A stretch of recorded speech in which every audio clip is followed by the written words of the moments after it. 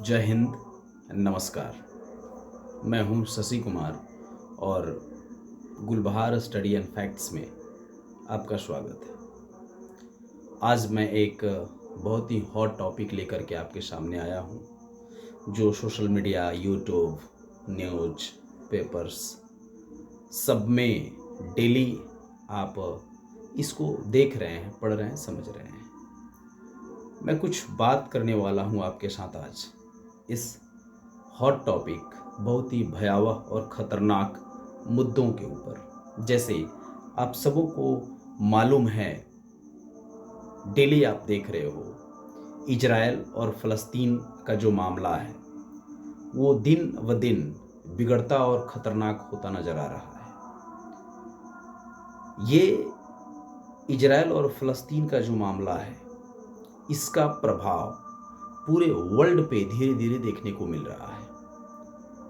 पूरा वर्ल्ड एक तरीके से गुटबंदी का शिकार होता नजर आ रहा है। ये गुटबंदी कितना खतरनाक हो सकता है भला, ये बताने की आवश्यकता नहीं है दोस्तों। आप देख सकते हो, इसका साक्ष्य हमारे पास है इतिहास में। इस गुटबंदी की वजह से आप देखोगे, वर्ल्ड वार जो हुए, फर्स्ट और सेकेंड वर्ल्ड वार जो हुआ, इसके नतीजे हमारी दुनिया ने भुगत चुकी है। आप सारे लोग जानते हो। आज वही मामला सामने आकर के बैठा हुआ है और पूरी दुनिया फिर से उसी राह पे चलने में जो है अपने अपने कदम को आगे बढ़ाने लगे हैं। ये बहुत ही खतरनाक मामला कहीं ना कहीं है। अगर अपने देश भारत की बात करें, अपने घर की बात करें, तो कहीं ना कहीं इस गुटबंदी का जो नकारात्मक प्रभाव है, आप हमारे देश भारत में भी देख सकते हो। कुछ लोग इजराइल का समर्थन कर रहे हैं अलग अलग जगहों से, तो कुछ लोग जो है फ़लस्तीनियों का साथ दे रहे हैं, फ़लस्तीनियों का समर्थन यहाँ से ही कह रहे हैं।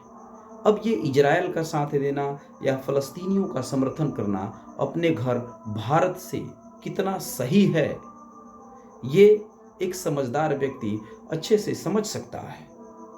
आपको मालूम होना चाहिए कि आप क्या बोल रहे हो। ये अंतर्राष्ट्रीय मुद्दा है। मानवता चलो एक अलग बात है, मानवता के आधार पे आप किसी भी मुजलिम हैं, जिनके साथ जुर्म हो रहा है या जो कर रहा है या फिर कहीं भी दिक्कतें हैं, परेशानी हैं, उसके तरफ मानवता के आधार पे उसके ऊपर बोलना ये दूसरी बात होती है। लेकिन अंतर्राष्ट्रीय मुद्दा जो काफ़ी ज्वलंत और हॉट है, खतरनाक हो सकता है, उस पर कुछ बोलने से पहले एक बार नहीं 1000 बार सोचने की आवश्यकता है, क्योंकि उसका प्रभाव हमारे देश के भविष्य, हमारे देश की फ्यूचर, हमारे आने वाली जनरेशन्स के ऊपर पड़ सकती है। हम जो स्ट्रैटेजी बनाएंगे फ्यूचर में हमारे देश की भलाई, कल्याण और उत्थान के लिए, उसके ऊपर पड़ सकता है। तो जो लोग ये बातें समझ नहीं पा रहे हैं, लगातार जो है चिल्ला रहे हैं हमारे घर से बैठ करके, उनको दरअसल सोचने की आवश्यकता है कि वो क्या सोच रहे हैं। चलो आम जनजीवन में इसका कुछ अलग मसला है, इसका कुछ अलग जो है ना थिंकिंग और विचार हो सकते हैं, लेकिन हमारे देश के जो लीडर्स हैं, कुछ लीडर्स भी आप देखोगे कि इसके ऊपर जो है ना इस मुद्दा को भुनाने में लगे हुए, जो कि कहीं ना कहीं मेरा ऐसा मानना है कि इस मुद्दा को भुनाना, जो कि अंतर्राष्ट्रीय लेवल का एक बहुत बड़ा मुद्दा है, अपने देश में इस मुद्दा को भुनाना और बोलना, बरगलाना लोगों को, ये कहाँ तक उचित है, वो सारे के सारे समझते हुए भी ये सारा चीज़ जो है कहीं ना कहीं बोल रहे हैं, जो कि गलत हो सकता है।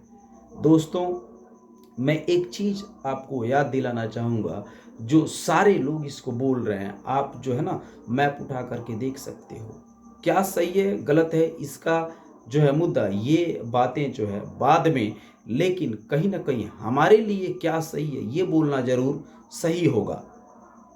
अगर हम इजराइल और फ़लस्तीन के नक्शे को देखें तो 1917 टू 1995 के बाद अगर हम करें, 1917 से 1995 की बात करोगे तो पता चलेगा कि इजरायली कितने वहाँ पे थे और आज उनका लैंड कितना बढ़ गया। 80% से ज़्यादा लैंड जो है फ़लस्तीनियों का इजराइल के माध्यम से कैप्चर कर लिया गया।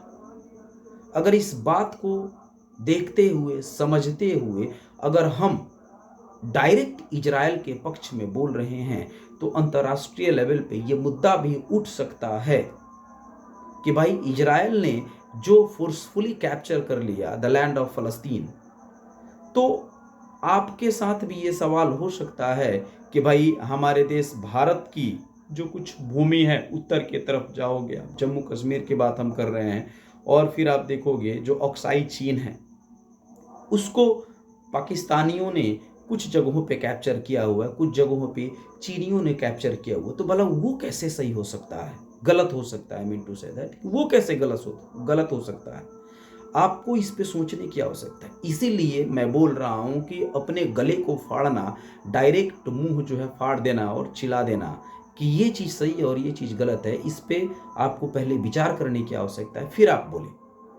और कुछ लीडर तो ये भी चाह रहे हैं, एक फैक्ट मैं बताने वाला हूं जो आपको हिला करके रख देने वाला है, और ये सच्चाई है।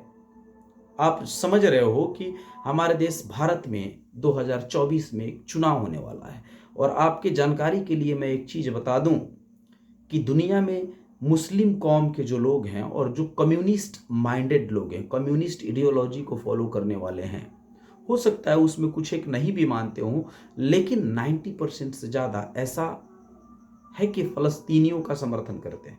अब यहाँ ध्यान देने वाली है, जो मैं फैक्ट की बात कर रहा हूँ, कम्युनिस्ट आइडियोलॉजी को मानने वाले और मुस्लिम कौम के लोग फ़लस्तीनियों का साथ दे रहे हैं।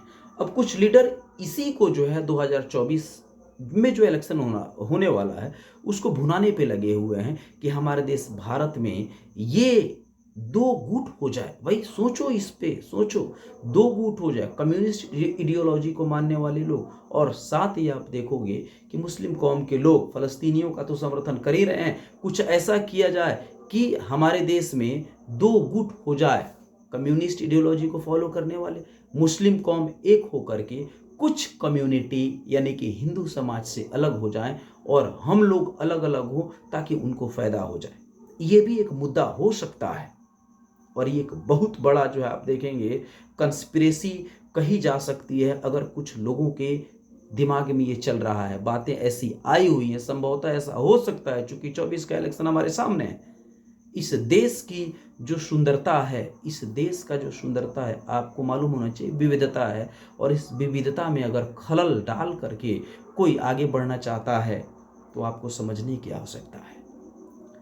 इजराइल और फ़लस्तीन मानवता के आधार पर आप कुछ बोलें, लेकिन डायरेक्ट बोल देना कि हम इजराइल का समर्थन कर रहे हैं, फ़लस्तीन का समर्थन कर रहे हैं, ये कहाँ तक उचित है? आप इसके ऊपर सोचें। बहुत बहुत धन्यवाद दोस्तों।